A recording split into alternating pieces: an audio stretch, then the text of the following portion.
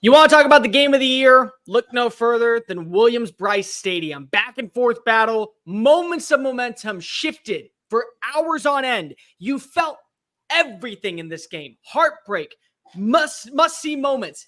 Literally, whatever you could imagine that was harboring down inside your stomach. And at the end of the day, LSU comes away on top 36-33. Make sure that you go ahead and subscribe. Welcome on into the SEC Unfiltered Postgame Show. He's Dave Shumate. I'm Cole Thompson. Breaking down everything that we saw at Willie B. Good, bad, indifferent. Make sure that also you go ahead and hit the ring notification. That way you don't miss a single episode of SCCU. Make sure that you download the podcast version of the show wherever you get your podcast listening systems. Follow Dave on Twitter at Mock10 Sports. Follow me on Twitter at Mr. Cole Thompson. Make sure that also you follow us on all the socials, TikTok, Facebook, Instagram, Twitter at SEC Unfiltered. And check out all of our great work. Make sure that you visit SECUnfiltered.com. This episode is brought to you by Game Time. Use the promo code SECU on the Game Time app for $20 off your very next purchase. Games of galore going into week 4, going into week 5. You want to catch a game down in Death Valley? You want to head back to Willie B for what could be a momentous, magical Saturday afternoon? Do so with the promo code SECU at $20 off using the Game Time app. Dave, I don't know where to begin. This is the game of the year. Anybody who is sitting out here saying that, yes, the jinx occurred, it did. We got to go ahead and call a spade a spade. But at the same time, this was, when you look back, the game that you are going to be talking about because of how many times momentum shifted in one direction, how many times in one play you were shooting yourself in the foot, and how many times you are going to see people screaming at what occurred. The refs bailed him out. You make a bad play. Whatever it is. Penalties. It was awful. Awful. And one team now is sitting at 2-1. The other team sitting at 2-1 when you really feel like one team should be sitting at 1-2, and the other one should be sitting at 3-0.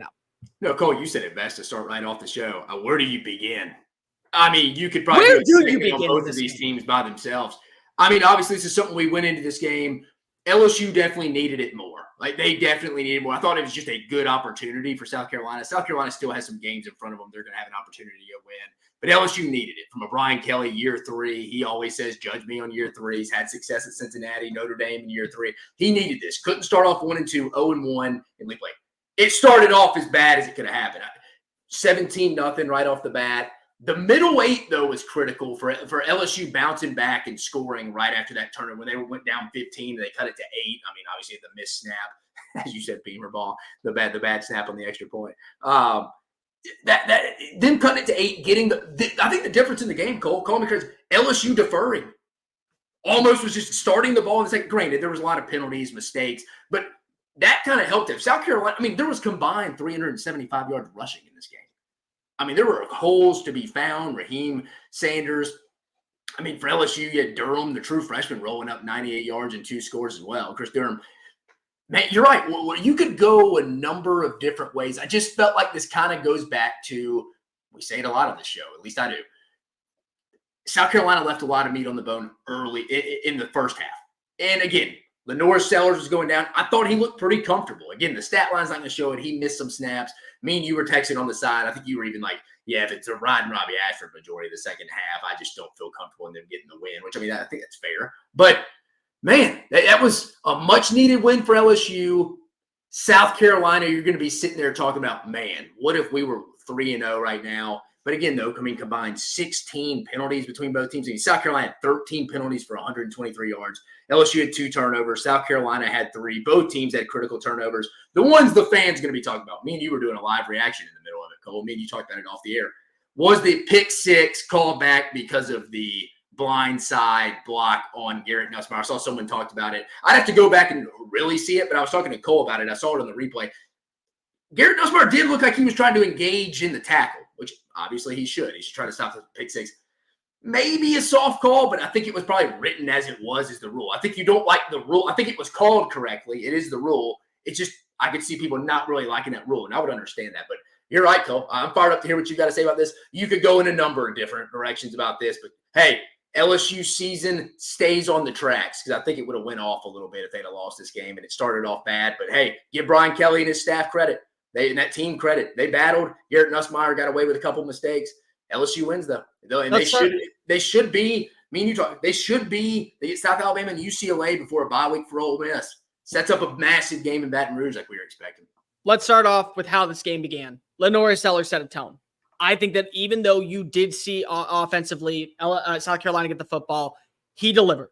The one question that you had was how quickly could you go ahead and establish who you are? And they did that immediately. You get a 4-yard touchdown. You're able to get it to 6-0. Then you're able to go ahead and get a punt, 3 and out. Then you force another punt. You move down the field after a costly interception. You go ahead and you get the field goal. It's 10-0. You watch as this offense is then able to go ahead and capitalize on another punt, major return, 10-yard play. You go ahead and you take a 17-0 lead. Rocket Sanders comes on in. And then comes the moment. And this is where I start to get very uncomfortable. Let's talk about Harold Perkins.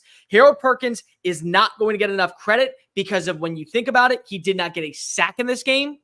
But he made so many pressures. The performance that is not going to get enough respect is how Harold Perkins was able to get into that backfield and make Lenore Sellers uncomfortable. Let's talk about the fumble. You're looking at a 3rd and 12. Sage Ryan comes on in. Then you get a perfectly designed blitz. Absolutely a masterclass from Blake Baker. What you're paying him to come to Baton Rouge for from Harold Perkins. Zip tying up the middle. They capitalize. They go ahead and they get the forced fumble. They get a field goal. Now you're seeing momentum swing your way. But also, let's talk about Lenore Sellers. It's how you respond in those moments. And Lenore Sellers did that. 75-yard touchdown run. Rec specs aside, he had clear eyes, full heart, could not lose if he wanted to, because if he delivered. And then you go back and you watch as finally you're seeing more momentum from LSU. We got to give credit here.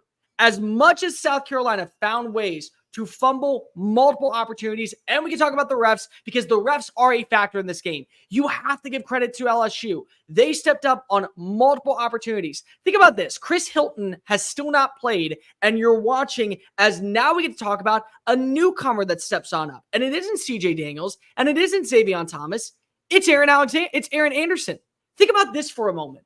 This is a guy that caught 3 critical 3rd down plays that set you up to keep drives alive. I thought the one that was key was the one where they blitzed. They went 0 coverage, and the throw by Nussbaum was a little low, and he went down and picked it up by I think it was a 3rd and 9 in the second. It was a 3rd and 9, and they were able to get it.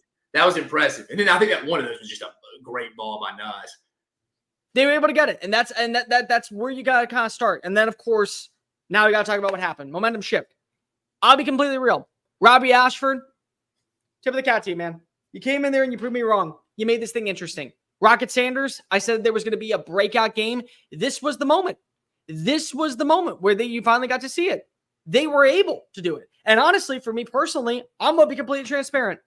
They come out, they get Lenore Sellers. I truly believe that you are watching this game shift massively in favor of South Carolina because if they had the momentum, yes, did they give up a late score? Yes, did they find a way to make things interesting going into halftime? Without question. But also, you had a quarterback that was clearly finding a way to make this thing very much in your favor. Willie B, there are so many things to talk about this atmosphere.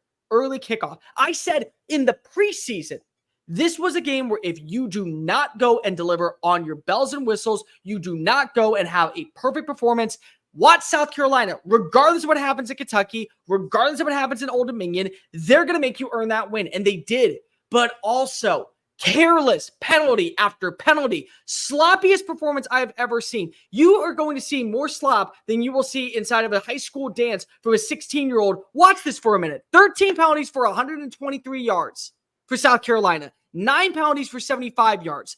5 total turnovers in this game. It was like either side you watched just find ways to continue to allow the other one to take pace. That's the biggest takeaway I have in this is that you never got that moment where we were able to close the door. You never saw that final strike. It was a back and forth blow. It was a big time moment. You saw the shift. And you got to give a lot of credit where this team was. I mean, for both of them, they never quit. But they both also not only left so much meat on the bone, they also never were able to kind of close that door. And then that's why we got down to the wire. We're trusting a 49-yard field goal to send this thing into overtime. No, yeah. I mean, I truly think if you told me where the game was won, it was Definitely those last 4 minutes of the second quarter right there. You got it. LSU kind of goes on there. I mean, this one, the four, a little more extended out there, but South Carolina gets that big score, the bust on Lenore Sellers right there, 24-10, goes up 14. LSU comes down and scores, and that's kind of cut it to 8. You feel like if South Carolina probably gets that stop there in the half, they're up 14, we're probably talking a little bit something different. I think that was kind of the difference in this game. Obviously, we can talk about the penalty all we want. I want to go back and really watch that. But, yeah, I mean, I don't really feel LSU's a very inconsistent. I think that's how they're going to be this year. I just think they're going to be a very high. There's no real – yeah, you got your 2 tackles, and I think their pass protection as well. But outside of that, I don't see a ton to hang your hat on, really, just consistent-wise. There's no, like, elite unit out of that. I think Nuss is going to have his plays. I also think Nuss is lucky. We hadn't seen anybody talk about it in the chat. Nussbaum should have been intercepted on that last drive at the end zone. I mean, he wasn't, but it was a very dangerous ball. That last play, when you're watching as the fans are crawling huddle to huddle, first level of the field, and it's a behind pass to Mason Taylor, that should have been picked. Yeah, he got so lucky. That was a moment where you are lucky that you did not get a hand on the football, because if Kilgore makes that play, that's game over. Yeah. There were so many moments. We got to talk about it. We got to talk about the Nakeem Anwari pick six. We have. I have to talk about it because of I'm watching that game. I'm watching that moment. I'm seeing as a guy who last week came on in to Kroger Field and said, no. There's a reason why you play football at South Carolina. There is a reason why you come to Gamecock country and you deliver. Immediately, I'm watching. I'm seeing him get celebrated. It is a moment that you just feel the entire atmosphere of Willie B. It's shaking. It is such a, and then I'm watching as they get the ball back at the 4, and I'm like, what happened? It's one of those things where it's such a ticky-tack play, regardless of how you feel about it. The ref, if you call it, you're wrong. If you don't call it, you might be wrong. And so regardless, it's a lose-lose situation, and it just feels so careless. And the problem is Kyle Kennard had a game to remember. He did. Kyle Kennard had a game to where when NFL scouts are going to be watching that tape, they're going to say he went toe-to-toe against a first-round offensive tackle and beat his Bolivian ass. Nonstop. He beat him to oblivion. And what you're going to remember is that moment. What you're going to remember is that moment. And that's what hurts. That's what hurts. It's careless mistakes. And by the way, both teams made careless mistakes throughout the game.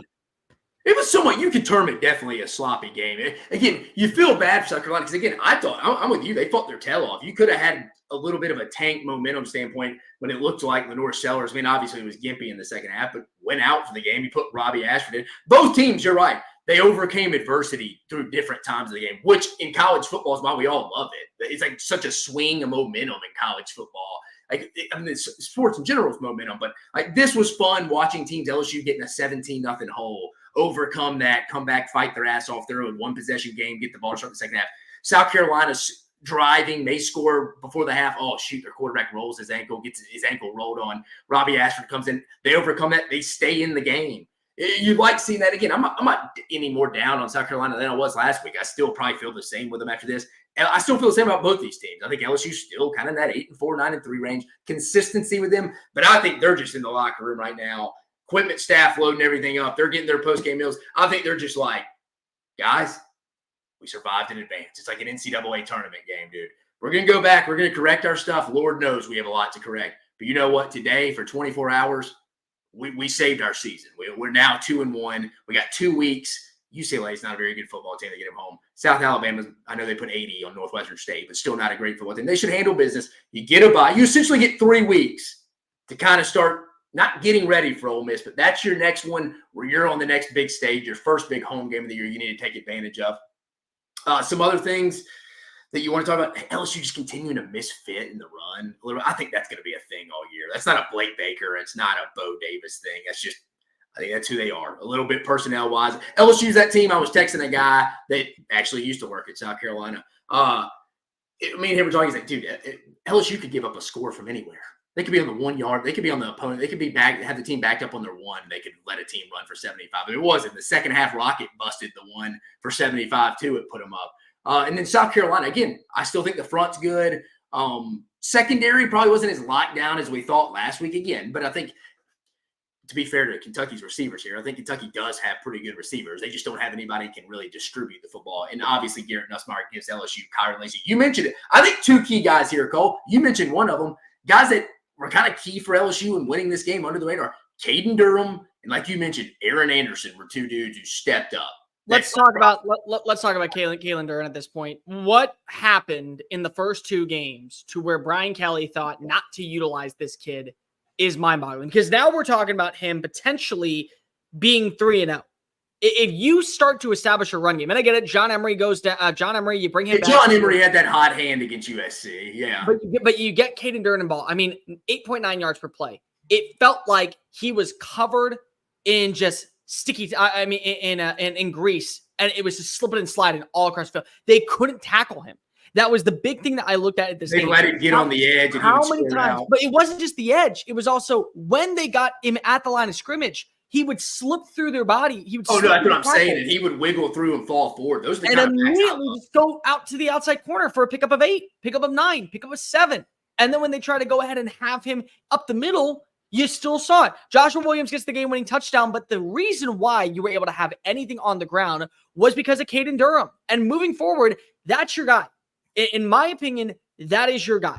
The other part that's really... Yeah, like you said, body-wise, they're probably going to have to be there, because I think they faded. I think they've, using a gambling term, I think they've faded Josh Williams some, maybe 10 carries or 20 yards. I think you're right. They're two dudes, or Caden Durham, and I'm waiting for Caleb Jackson to have some day. He had too good of a fall camp for them not to come out at some point. He has a good game. But again, you feel good about Caden Durham, feel good about Caleb Jackson. I mean, you got two young bucks at running back. If LSU can keep them, that you feel good about for the future too. But yeah, Caden Durham, big plays. Aaron Anderson, big plays. I think Kyron Lacy's going to be a consistent guy. I said in the preview, I thought Mason Taylor would have a pretty good day. I thought underneath the play action stuff, he had a good day as well. No, I mean, LSU's fun. I think they are who they are, dude. They're going to be a little undisciplined. Defense going to miss fits. Nuss is going to throw a ball. He's going to make some incredible throws. He's going to put some balls into danger like we expected, though. We knew that coming in from watching him from previous games where he started this year. But again, if I'm LSU, dude, if I'm Brian Kelly, Blake Baker, I don't even know if I'm watching that game on the playing back, dude. I just need to sit down, refresh. I want a fresh mind when I go to watch that, and I'm just fired up. Hey, guys, we're 2-1. 1-0 in SEC. That's all. Again, sloppy. I saw someone in the comments saying ugliest win in the Brian Kelly era. That's probably true. But win's a win, dude. You take it on the road, hostile environment, college game day was there. Like you said, Cole, the crowd was phenomenal, it seemed like on TV. Chris could probably tell us when we talk to him. And tomorrow's go join us for Sunday Fun Day as well, folks. Everybody listening. We'll hear from Chris. But, man, that was a fun game, dude. I think that's why we love college football. Yes, it was sloppy. But, dude, you got to love everybody just overcoming the adversity, the momentum swings. It's why it keeps us tuning in every Saturday. Guys, make sure that you hit like if you're watching right now. We have over 800 people watching from Facebook, from YouTube, wherever you may be. Make sure that you hit the like and the ring notification. That way you don't miss a single episode of SEC Postgame. We'll be going live after Florida versus Texas A&M. We'll be going live later tonight after Georgia versus Kentucky. We're going to stay on here a little bit longer. We want to read some of your comments. We get it. For me, I think at this point, this was the moment you need to see Lenore Sellers grow up. I think that was one of my biggest takeaways that is not going to get brought up enough because we barely saw him in the second half. Yeah. But this was a kid that came on in and made critical mistakes last week at times, but also stepped up and delivered such a great performance whenever the moment struck. And once again, delivered when the moment struck. Bad interception. Okay, how do you respond? You go down, you march, and you get a field goal. You go ahead and you get the fumble. You allow LSU to capitalize on short field position. What do you do on the very first play? All right, I see a crease. Time for me to tuck and run. Don't even look back. I'm going to look straight ahead. My future is bright. I believe in what the future of this team can be.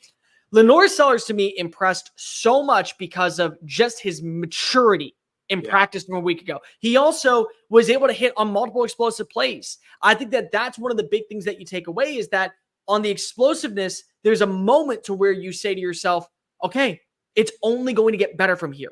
We have something to build off of. I said at the preseason, the 3 quarterbacks that I'm looking for this year is Jackson Arnold, is Nico Iamaleava, and Lenore Sellers, because that might be the future of the SEC. And this is a game where honestly, and I'm not saying that LSU didn't find a way to win, because they did.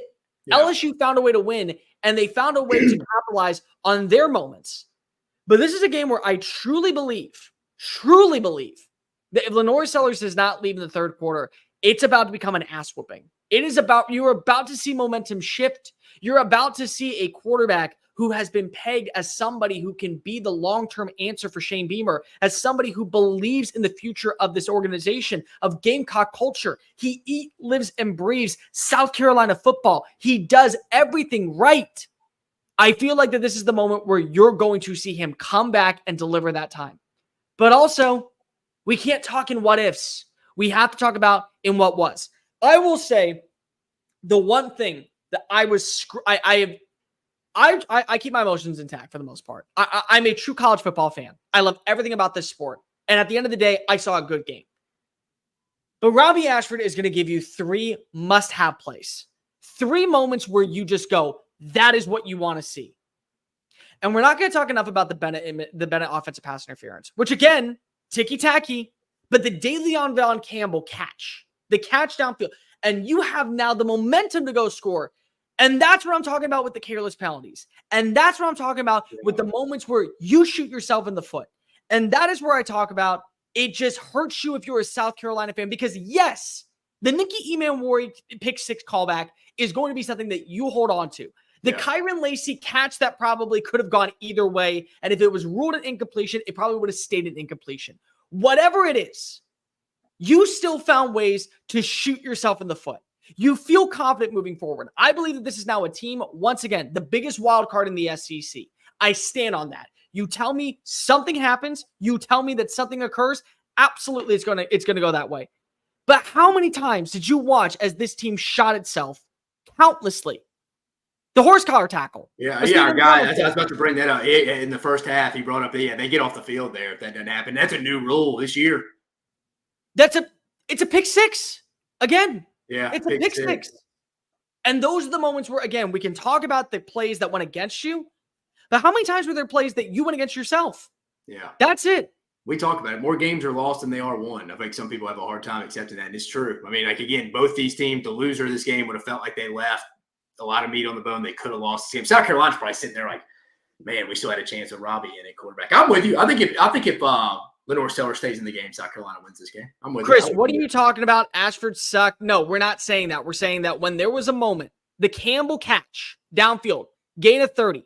No, My thing is, I'm with you, Cole, a little bit. Like, my thing is, like, what do you expect with Robbie Ashford, dude? He ain't coming in and slinging it and lighting it. He is what he is. You're right. He's going to have 2 to 3 chances to take advantage. He better hit on them. And he did on one, and it was a bad. And again, the play was called right back.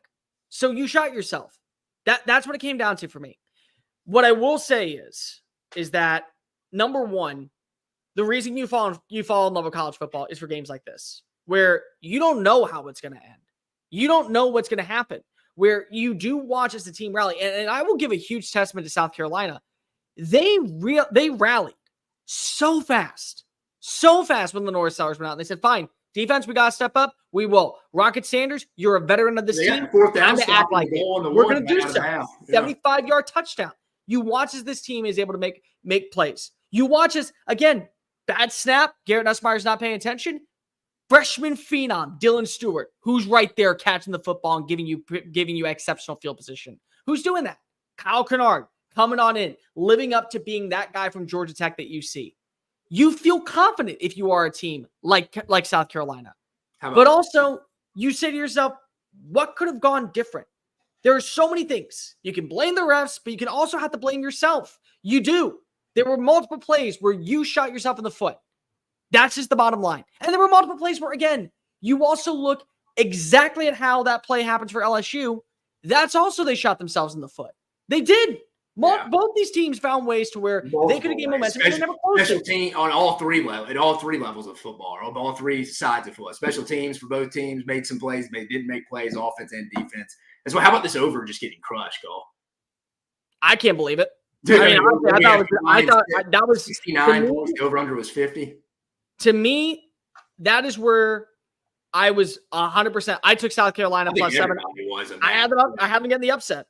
I had them easily getting the upset. Had it, to be fair to you, you had it preseason though. Yeah, I had it preseason from the beginning. Hell, for what you knew going into this game, if I had that preseason too, why not stick with it? I mean, I didn't blame you for sticking with it off what you've seen from LSU. Not really against USC, because I didn't really think LSU played. If LSU would have played like they did, I thought going into this game, if they'd have played like they did against USC week 1, I thought they would have. It wouldn't have shocked me if they beat South Carolina by double digits. They didn't, But last week was more disappointing to me with LSU against Nicholls State. But I'm with you. I don't blame you for taking that pick going into it if you'd have predicted it preseason. Cole, you feel any different about any of these teams going in positively, negatively? You feel like you're about the same after week 3? No, I think South Carolina is going to be an 8-win team. I think South Carolina is going to give a run to the money to anybody that they go up against. They're going to be a tough out. I think if you have Lenore Sellers, now you're talking about a 9-win team. I mean, like that's the. We heard the significant of the again. Obviously, it's not too bad. He came back in, but I didn't. Was there an ankle roll? Or they probably don't know officially. He hurt his ankle, and then they had to double tape it up, and he was able to go back out there. But same time, he went back out for one drive. They realized, and that was the kind of the game plan for South. That was the game plan for LSU. They found out pretty quickly his biggest asset, besides having great arm strength, is his mobility. We took him out, and so at that point, Shane Beamer had to do what was the best course of action, which was we have to go to Robbie Ashford because at least he can run. Because I want to bring this up. I want to bring this guy's post here. Let's talk about it. Appreciate you listening, brother. LSU deserved to lose that game. The red zone on. I do agree with that. That was so. I think I even tweeted. They did first and second down. It wouldn't. I know everybody. I saw some people tweeting. You kick the field goal. You don't go for it on that first drive. I mean, to be fair to Brian Kelly here, I think Brian Kelly does make in-game mistakes. I mean, a lot of coaches do, but I think sometimes his are key. I'll give him the benefit of the doubt here. If you're in that same boat, Cole, I think you would agree here. They have their backup quarterback in. We have the ball on the yard line. 4th down, even if we don't get it, I don't think they're going to go try to do much. And that's what happened. They got it back. I probably just would have changed the call for the LSU fans listening on 1st and 2nd down, more so the 2nd down call. The 4th down call was there. He just got the running back, got bullied into Nussmeier. That's a credit to South Carolina. That's the play where if you are Kyle Kennard and everyone's saying, well, where does he belong in first round conversation? That's the play. You literally bullied a running back to run into Garrett Nussmeier. He had to throw the ball right outside to Josh Williams, and it was too far out, and they couldn't score. That is those type of drives that you talk about when you're saying South Carolina can stay in games. That's what I'm holding my hat on to. Yeah. Because if you watched as it was a penalty in the back of the end zone, so now it's 1st and goal. You're at the 2-yard line, and to me, that's also where you start hearing people and LSU fans getting pissed off that we don't deserve to win. You're at the 2, and who looks like the tougher team? South Carolina does. Who looks like the team that wants it more? South Carolina does. Who looks like the team that's able to go ahead and get those critical moments? South Carolina did. That's what I felt in that game. I asked you the question earlier. You answered South Carolina. You said you still think they're in that 8-win range. What about LSU? I think they're in the 10-win range. Again, I said yesterday in the happy hour, this is an LSU team, for my money, that is going to find a way to lose to South Carolina. You get wins over Ole Miss and Alabama at home. They're going to do it. That was what my feeling was. And honestly, when you look at this team, when you look at where they are, lack of discipline, multiple moments where they continuously shot themselves in the foot, great defensive performance at times from South Carolina to where they were able to capitalize. Yeah. And you could say that at the end of the day, number one, you don't blame the kicker. It's a 49-yard field goal, game on the line. There's so many. Not a guarantee for a college. If that's a pro kicker, I would like you to make that. But and even then, it's a 50-yarder still. But yeah, there's so many other mistakes that you have. There's so many. My own question here, Clay. Coach, I got to work with Cole. I would say for South Carolina, you went into the season higher on them than I still think they're probably at that 6-win range for me. Again, I had them going to the year at 4, so I'll give them credit. South Carolina? I think they're in the 6-win range for me. LSU still the same. I think they're 8-4, 9-3, probably closer to 9-3. I would say. I'm with you. Wouldn't shock you if they split Ole Miss, Alabama. I'd probably say more so they have a better chance of probably beating Alabama. Also, wouldn't shock you if they go drop one at A&M or at Arkansas either. Oh, by the way, too, UAB's up 10-0 against Arkansas. So.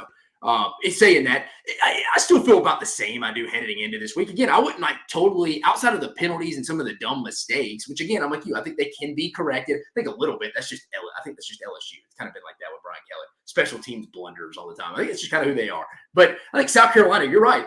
If Lenore Sellers can get that mended, live in the training room this week, they play Akron.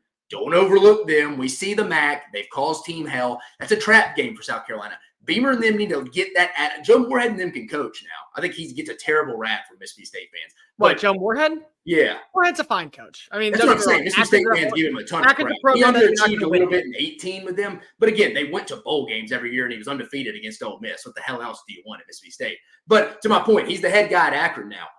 That's a sneaky team, dude. You don't need to look ahead. You need to get that one in the bag. And you need to get ready for another opportunity against Ole Miss. It's their first real test on the road in your house. Still feel the same about South Carolina. I was impressed. I'm with you. Lenore Sellers is somebody I think is going to be coming on similar to like Anthony Richardson when he's young, still developing, needs that molding. But again, if he didn't go down, I'm with you, Cole. I think it's a very fair statement. We're probably talking about South Carolina winning this game if he didn't go down. My big thing is that even though you are going to Bryant-Denny Stadium, even though you are going to have to play at Oklahoma, I think there's a game that South Carolina's out right now. I don't. I feel like that if they're able to play their brand of football the way that we saw today, when it was positive, when they aren't making mental mistakes, and we're not blaming the rest, we're saying that, again, you have 13 penalties against you. That's not on the refs for 13 penalties. Some I will say are ticky-tacky to where I don't believe that you can lean one way or another. I also believe that there were multiple plays where absolutely. How many times you were downfield that you shouldn't have been downfield? Illegal man downfield past 3. The offensive lineman's past 3 yards. Yeah. But you tell me this. You tell me this. They can hold their own against Ole Miss. I believe it. You tell me that they can hold their own against Alabama. I believe it. You tell me that they can hold their own against that offensive line of Oklahoma in Norman. I believe it. Against Texas A&M. That was a game I had already chalked up as a win at the start of the year. At Vanderbilt, I believe it. Missouri, I believe it. Clemson, I believe it. Absolutely. I believe that they can do that. The positives from this game, from watching as you were able to find a rushing attack, you saw the big breakout moment from now having Rocket Sanders. You saw Lenore Sellers at his peak. They're going to be in every game that they want to be. I called them the biggest wild card of the college football season because if you tell me it happens with South Carolina, I believe it. I do. They play a brand of football that is resilient. They play a brand of football that needs correcting, but they play a brand of football that you can, as a fan, appreciate. For me, there are so many moments where, yes, bad tackling in the secondary, but also how many times your defensive front seven stepped up. They were willing to go later in the lifestyle. Like everyone. Yeah, those goal line stands by Clayton White's team at the defensive front was impressive for sure. Tonka Hemingway. How about that? I mean, again, I've talked about that was the strength of South Carolina coming into the year was the front. I think everybody agreed with that. Secondary, again, I think a lot of secondaries are going to be had this year, dude. We've talked about it all preseason. There's no depth on these teams back. Everybody, Georgia has depth issues on the back end because everybody plays nickel and dime, so that the 7th, 8th guys don't stay. You know this, Cole. The 7th, 8th guys don't hang around. So they go transfer, and then you're playing true freshmen. It's similar to your quarterback depth now. Most teams got young depth at their quarterback spot, give or take a few teams. But that's the issue. I know South Carolina fans are complaining about the refs. Here's what's going to happen. Shane Beamer, his ops guy, his coordinators are all going to go submit plays tomorrow. I think they're due on Monday. When I worked in the SEC in the personnel departments, this is what would happen. When I was at A&M, I'd get them back to me for whatever reason. The SEC would send an email to all of us. I probably didn't even realize they were doing that and didn't want that. But story for another day. They're going to submit that. And they're definitely going to submit that call. I would too. I'd want an explanation. You know what Steve Shaw is going to say on that review? They're going to lean with the ref. They always do, and it doesn't make you feel any better. That is 100% what's going to happen. I'm sure Beamer in his Monday, Tuesday press conference is going to say, yeah, we got the review back from Steve Shaw. He told us it's a part of it. But I even saw Shane Beamer postgame. He handled it with class. He said, yeah, I think it was a little soft, but you know what? Like, we beat ourselves in other areas too. I mean, that's both things can be true. Probably a little soft, tic-tacky call. I think by rule, they probably called it right. But again, do you call it there? I probably don't. I'm sorry. I'm going to stand my ground on this one. I don't see how the Nicky Manwari interception, you get the PI. I mean, you get the hit. No, I wouldn't call that. I would not call that. I'm sorry. That to me, I can't do. Like, as much as I can personally, I don't call it. That dude's going to be judged and evaluated by Steve Shaw. He's going to call it. He probably feels like he has a decent reason. I'm actually excited. We talked about it in the Missouri-BC game. I'm excited to go back and watch this one, too. It's going to take a while, but I'm excited to go watch this one. But, no, I mean, that's what's going to happen. I'm sure Shane Beamer is going to come out and talk about it in one of his press conferences saying they got answers because I'm sure one of the beat writers is going to ask, hey, did you get any answers from the SEC? He's going to tell you Steve Shaw probably confirmed it because I've maybe seen once in my entire career the SEC emailing me, really emailing the ops guy with what your critiques and what you want questions on for each week. Rarely do they throw their own ref under the bus. You see it on TV every week with the ref coming in and defending in the NFL and college most of these games.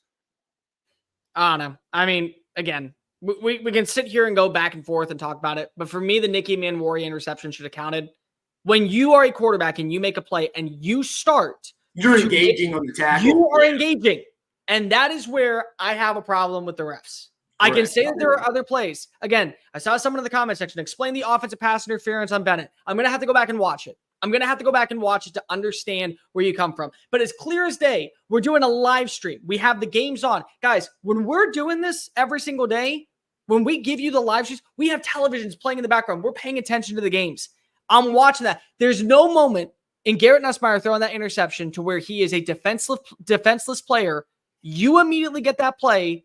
You become live. If you start going after Nicky Manwari to try and make a tackle, congratulations. You're now going to be able to, you're not liable to get hit. From this perspective too, Cole, how pissed these coaches would be if they start calling that regularly and everybody's like, don't touch the quarterback on a return for an interception, and the guy stops them and you end up losing a game because you have to settle for a field goal instead of it was a touchdown because people don't want to be touching the quarterback on the blocks. You're going to start affecting games there. So it's got to be, again, I'll be interested to see it. We'll see it at some point again, probably in college football this year. I mean, we certainly will. But I'm excited to go back, watch that, hear the SEC's review on that. I'm with you. I personally don't call it. Sometimes these refs, though, the sports so protect the quarterback now from a business-oriented standpoint, especially in NFL and in college. It's protected, but at the same time, and I'm one of the biggest Garrett Nussmeier supporters. And again, Nussmeier found a way to win. Nussmeier found a way to deliver clutch throws. The Kyron Lacy pass. Again, do I personally believe that it was out? Yes. Do I also believe that if it was called out, it would have stayed out? Yes. It's one of those tough plays. Garrett Nussmeier delivered. We got to give credit where credit is due. He delivered in multiple moments. But also, you're not a defenseless player. You aren't. Yeah. And that's where I have a problem. You're not a defenseless player. But I think two things can be true at once here, Cole. Yeah, that affected you, but I don't think it's why you lost. You have 13 penalties. You have some mistakes, stuff like that. Unfortunately, Lenore Sellers gets hurt. That's out of anybody's control, too. And I've stated, I think South Carolina wins this game if Sellers never gets hurt. But, again, you had other mistakes that you could have won this football game. Yeah, me and you seem like we're on the same page of that. I wouldn't have called that. Big play, though. No doubt about it. Can't pretend it absolutely impacted the game. But I thought South Carolina had other opportunities when, in second of all, don't go below a 17-0 lead at home when the place is rocking. Dave, any final thoughts before we get on out of here? That was a fun game, though, dude. Like I said earlier, it's why we joined into college football. Sloppy game, but overall, dude, you love seeing both teams overcome some adversity, highs and lows, momentum with college football. This will be a game that we will talk about for a while. This will be a game that we will talk about because of it's not just how it ended. It's not just because of the penalties. It's not just because of the moments that could have been called that weren't, the moments that could have been there that were. The reason why I will look at this game forever is because of I think that South Carolina showed the rest of the country without question why Willie B is not only one of the most easy hostile environments in all of college football. It is a place where if you do not play A+ football 9 times out of 10, you're walking away with an L. The fan base stepped up today. The players stepped up today. Everyone on that field. You watch as Shane Beamer sees the way that they get the fumble recovery and immediately thanks the crowd. That man eats, lives, and breathes Gamecock football. He is a staple. When you talk about guys who believe in a program and believe that this is where they're meant to be, I absolutely believe that when I hear Shane Beamer say those words, he means it. And I will also say that those players, they play for Shane Beamer because Shane Beamer coaches for them. And you saw that. What I will also say is that LSU found a way to win. You have to go ahead and say, regardless of what you think about the calls, regardless of what you think about how it ended, LSU found a way to win. It's ugly. It's brutal. At the end of the day, we're going to be looking at this team now wondering, are they going to be able to capitalize, fix those minor mistakes before they have to play against an against an Ole Miss, before they have to go ahead and play against an Alabama? I personally believe that, again, you look at this, there were so many bad calls. There were so many bad moments. LSU still found a way to win. I don't disagree with it. I don't disagree. I truly believe that South Carolina should have won that game. They should have won that game. At the end of the day, what I'm going to take away is that Willie B is a place where you go and you don't deliver an A+ performance, you're walking away with an L. That's the way I feel. I do. And everyone else can say that, but South Carolina, I tip my cap to you. You played a performance that people are going to remember. Yeah, fun game. You played a performance that people are going to not have to. That's going to be a game you're definitely going to be seeing replayed in the summer of next year, like throughout the summer. Should. The summer. Yeah, it was a good game.